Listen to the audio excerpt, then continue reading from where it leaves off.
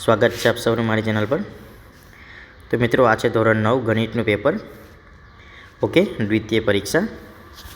તો સૌથી પહેલાં જો તમે મારી ચેનલ પર નવા હોય, ચેનલને લાઇક કરો, શેર કરો, સબસ્ક્રાઈબ કરો। અને આપણે વોટ્સઅપની પણ ચેનલ છે, એની જે લિંક ડિસ્ક્રિપ્શન બોક્સમાં આપેલી છે, ઓકે મિત્રો। તો આપણે જોઈએ, નીચે આપેલા પ્રશ્નના યોગ્ય વિકલ્પ પસંદ કરવાનું છે। 3x + 5y = k નો એક ઉકેલ, તો આન્સર આવશે એ બરાબર। ત્રિકોણ એબીસીમાં AB = 10 સેમી, BC = 16 સેમી અને AC = 20 સેમી હોય તો એની અર્ધ પરિમિતિ કેટલી થાય? તો આ 23। ચક્રીય ચતુષ્કોણ ABCDમાં જો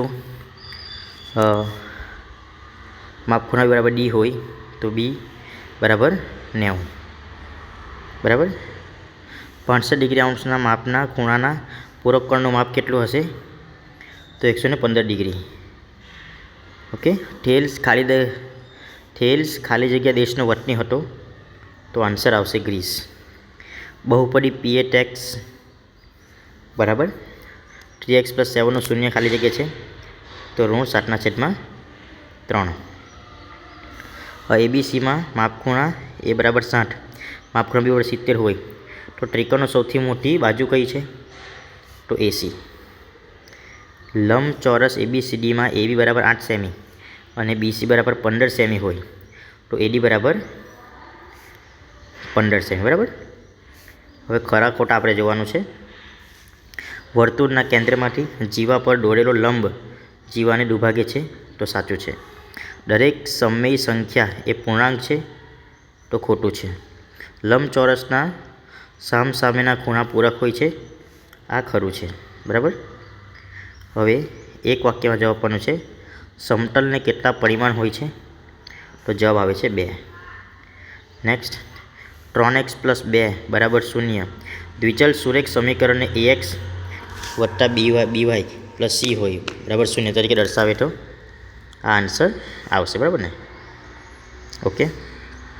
નેક્સ્ટ, વિભાગ A વિભાગ B, -4 ને 3 તો દ્વિતીય ચરણ, 0 અને 0 તો આવશે ઉગમ બિંદુ। આપેલ સંખ્યાના છેદનું સમયીકરણ ખાલી કરો તો આ ગુણ્યા આ કરવાનું છે ને, આ જે છેદ છે એને જ બંને જગ્યાએ આપણે ગુણવાનું છે। 17માં આપણે જોવાનું છે, જો x - 1 = x નો એક અવયવ હોય તો k ની કિંમત શોધવાનું છે, તો k ની કિંમત આવશે -2। વ્યાખ્યા આપવાનું છે ગુરુ કોણ અને પૂરક કોણ, તો બે ખૂણાનો સરવાળો 180 થાય। આમાં 90 અંશથી વધારે પૂરક એટલે બે ખૂણાનો સરવાળો 180 થાય। નીચે આપેલા ખૂણાનો કોટી કોણ માપશો તો હવે આ 37 તો આ થશે 53 અને 45 થશે 45, આપણે કરવાનું છે 90। હવે નિત્યસમનો ઉપયોગ કરવાનો છે, તો 104 ને 66, 104 એટલે 100 + 4 ને 6 × 4, તે પ્રમાણે અહીંયા તમને જવાબ મળી જશે। તો ત્રિકોણ XYZમાં માપખૂણા Y = માપખૂણા Z, XY = 6 સેમી બરાબર હોય તો 6 + 6 + 8 = 20, એ પ્રમાણે હોય બરાબર ને, ઓકે। આમાં ચક્રીય ચતુષ્કોણ ABCDમાં માપખૂણા B જેમ માપખૂણા D ને 8/10 હોય તો માપખૂણા B શોધવાનું છે તો 80 આવશે। P કેન્દ્રી વર્તુળની જીવા ABની લંબાઈ 16 સેમી છે અને તેનું કેન્દ્રથી અંતર 5 સેમી છે બરાબર ને, તો અહીંયા આવશે 17 આવશે બરાબર ને, ઓકે।